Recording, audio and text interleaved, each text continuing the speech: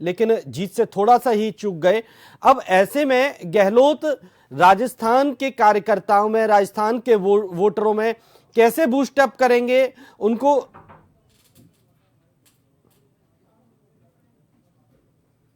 जी चलिए दशरथ, आपके पास लौटेंगे वापस, लेकिन इस वक्त सीधे बीजेपी मुख्यालय चलेंगे जहां पर हमारे संवाददाता अनिल सेन हमारे साथ जुड़े हुए हैं।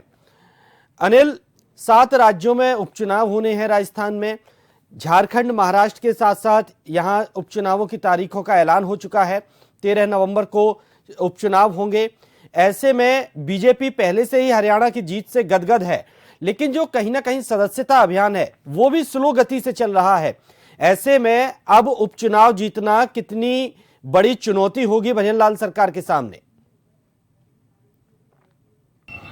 देखिए बिल्कुल भानु, 7 सीटों पर जो चुनाव है, यूं तो देखा जाए, जो आंकड़ा अगर देखा जाए तो 7 में से महज 1 सीट बीजेपी के खाते में थी, सलूम्बर की सीट। बाकी 6 सीटों पर बीजेपी के पास में अवसर कहा जा सकता है। 7 में से अगर 1+ बीजेपी ने परफॉर्मेंस दिखाया तो उसके आंकड़ों में डबल की गति से कहीं ना कहीं जो पॉजिटिविटी है वो यहाँ पर जुड़ती हुई नजर आएगी। हरियाणा के चुनाव, हरियाणा से बूस्टअप हुई है पार्टी, कार्यकर्ता उत्साह में भी नजर आ रहे हैं। और हरियाणा में जो अपेक्षित रिजल्ट थे, क्योंकि बीजेपी कार्यकर्ताओं को उम्मीद नहीं थी कि 48 सीटें हरियाणा के अंदर यहाँ पर बीजेपी के खाते में आ जाएंगी, लेकिन वहां पर अच्छा बहुमत बीजेपी को मिला। उसी के चलते हमने देखा कि जो कयास लगाए जा रहे थे हरियाणा के रिजल्ट आने के बाद में कि महाराष्ट्र, झारखंड और तमाम जो उपचुनाव सीटें हैं जो अलग अलग स्टेट के अंदर है, उनको भी जल्द कराया जा सकता है। तो यही रहा। राजस्थान में भी उपचुनाव की जो 7 सीटें, 13 नवंबर को यहां पर वोटिंग होगी, महीने भर का समय है। लेकिन तैयारियों की जहां तक बात कर ली जाए, बीजेपी ने अलग अलग राउंड अगर देखे जाए तो 4 राउंड पूरे कर लिए। पहले जो प्रदेश अध्यक्ष थे सीपी जोशी, 1 राउंड वहां से पूरा हो चुका था जब एक एक सीट के ऊपर मंथन किया गया था। प्रदेश अध्यक्ष बदला, लेकिन मदन राठौड़ ने उस रफ्तार को धीमे नहीं होने दिया। और दूसरी तरफ से हमने देखा, पहले मदन राठौड़ ने प्रभारी के साथ में दौरे किए, एक एक सीट पर लोकल स्तर पर जाकर, स्थानीय स्तर पर जाकर वहां के कार्यकर्ताओं से संवाद किया। फिर मुख्यमंत्री स्तर पर संवाद होता है और उसके बाद में अंतिम जो बैठक थी, हमने देखा कोर कमेटी की बैठक से ठीक पहले तमाम उपचुनाव वाली सीटों पर एक बार फिर से मंथन किया गया था। बीजेपी अब पैनल तैयार कर चुकी है और यह कहा जा सकता है कि उपचुनाव की घोषणा के साथ में संभावना है कि जल्द से 2 से 3 दिन के अंदर यहां पर जो प्रत्याशियों की लिस्ट है वो यहां पर जारी कर दी जाएगी। तो बीजेपी की तैयारी को अगर देखा जाए, पिछले 3 से 4 महीने लगातार बैठकों के दौर के साथ साथ कार्यकर्ताओं में मैसेज देने का काम और टिकट को लेकर कौन दावेदार है, किसको दिया जा सकता है, जीत का उम्मीदवार कौन हो सकता है, सियासी समीकरण क्या कह रहे हैं और सोशल इंजीनियरिंग किसके पक्ष में, इन तमाम पहलुओं को लेकर भारतीय जनता पार्टी ने पूरी कवायद वहां पर छेड़ी थी। और उसके बाद में अब यहां पर उपचुनाव की घोषणा हुई है तो पार्टी की तैयारियां पूरी हैं।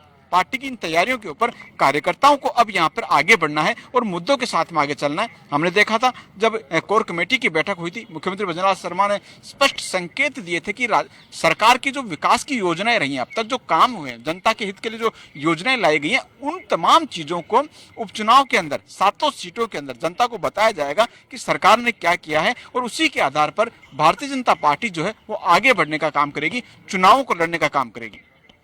भानु। बिल्कुल अनिल, जैसा कि इन 7 सीटों में से 6 कांग्रेस की मानी जा रही हैं, बीजेपी के पास अब एक मौका है खुद को साबित करने का, दिखाने का।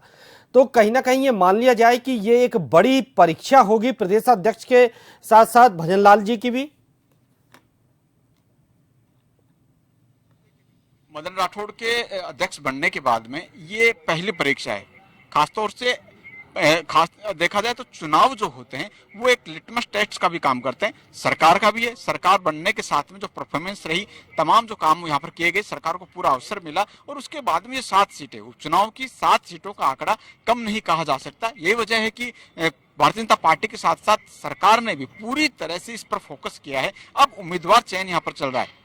पार्टी ये शायद सोचेगी कि अच्छे दावेदार और अच्छे प्रत्याशी को यहाँ पर टिकट दिया जाए और उसी कवायद को लेकर तमाम कार्यकर्ताओं से संवाद भी किया जा रहा है। और एक सामंजस्य की बात जहां तक है कि कोई विरोध नहीं करे। हमने देखा था जब विधानसभा के चुनाव 2023 में हुए थे तो उस दौरान कई सीटों के ऊपर, चाहे उनियारा की सीट हो, झुंझुनू की सीट हो, खिमसर की सीट हो, इन तमाम सीटों के अगर देखा जाए तो बीजेपी को उन्हीं के बगावत करने वाले कैंडिडेट से हार वहां पर झेलनी पड़ी थी। लेकिन अब वो बीजेपी के खेमे में आ गए। तो यहां से अगर पार्टी एक सूत्र और एक सामंजस्य बिठाकर आगे बढ़ती है तो पार्टी के लिए कुछ अच्छी खबर, यानी कि जीत का जो आंकड़ा है वो कहीं ना कहीं पॉजिटिव नजर आ सकता है। फिर भी तैयारी कर रही है पार्टी, पूरा मंथन कर रही है। राजेंद्र राठौड़ ने जिस तरह से दावा भी किया है कि उनकी तैयारी पूरी है और 7 सीटों के ऊपर बीजेपी यहाँ पर जीतेगी, यानी कि कमल खिलाने का काम करेगी। लेकिन फिर भी 7 में से अगर जो सोशल इंजीनियरिंग का काम अगर देखा जाए, पिछला इतिहास अगर देखा जाए, यूं तो देखा जाए 10 साल में 17 जो इलेक्शन हुए बाई इलेक्शन, उनमें बीजेपी 3 जीत पाई है। लेकिन इस बार कड़ी मेहनत बीजेपी कर रही है और फूंक फूंक के कहीं ना कहीं कदम रख रही है। लेकिन अनिल, कांग्रेस का कहना है कि हरियाणा में जो नतीजे आए हैं उसका असर राजस्थान में देखने को नहीं मिलेगा और जीत कांग्रेस की होगी, क्योंकि ये हमारी पुरानी सीटें हैं और ये सीटें वापस कांग्रेस के खाते में आएंगी। देखिए, ये तो रिजल्ट जब 23 नवंबर को आएंगे, उस दौरान पता लगेगा कि आखिरकार किसके खाते में कितनी सीटें वहां पर जाती हैं। 7 सीटों का जो आंकलन यहाँ पर लेके चल रही है पार्टी। लेकिन फिर भी हरियाणा इलेक्शन से ये नहीं कहा जा सकता कि कार्यकर्ता हताश हैं भारतीय जनता पार्टी के। अगर रिजल्ट हरियाणा के कांग्रेस के पक्ष में जाते तो बीजेपी को कुछ हताशा जरूर होती। अपेक्षित जो नतीजे थे उनसे कहीं ना कहीं बेहतर परफॉर्मेंस बीजेपी ने हरियाणा में किया, तो वहां से जो मैसेज है कार्यकर्ताओं का बूस्टअप होने का, वो कहीं ना कहीं पॉजिटिविटी ताकत जो है वो बीजेपी के कार्यकर्ताओं को देने का काम कर रहा है। हालांकि हर सीट का अलग मिजाज होता है, बाई इलेक्शन एक अलग मिजाज के साथ में लड़ा जाता है। कई बार ये भी देखा जाता है कि दूसरे स्टेट को अगर आकलन देखा जाए तो सत्ताधारी पार्टी के साथ में बाई इलेक्शन के रिजल्ट भी जाते रहे हैं। हालांकि राजस्थान का इस ट्रेंड में अगर देखा जाए तो पिछले 10 सालों के इतिहास में बीजेपी प्लस पॉइंट में नहीं आई है।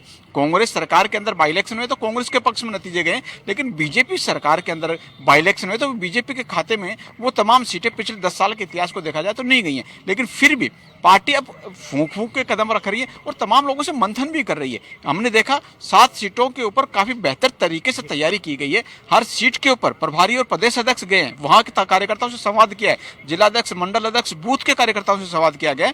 तो अगर बेहतर कैंडिडेट वहां पर होगा और उन कैंडिडेट के साथ में तमाम कार्यकर्ता वहां पर होंगे तो चुनाव ये जरूर कहा जा सकता है निश्चित तौर पर राजस्थान के 7 सीटों के जो चुनाव है काफी रोचक होंगे, अच्छा मुकाबला वहां पर देखने को मिलेगा।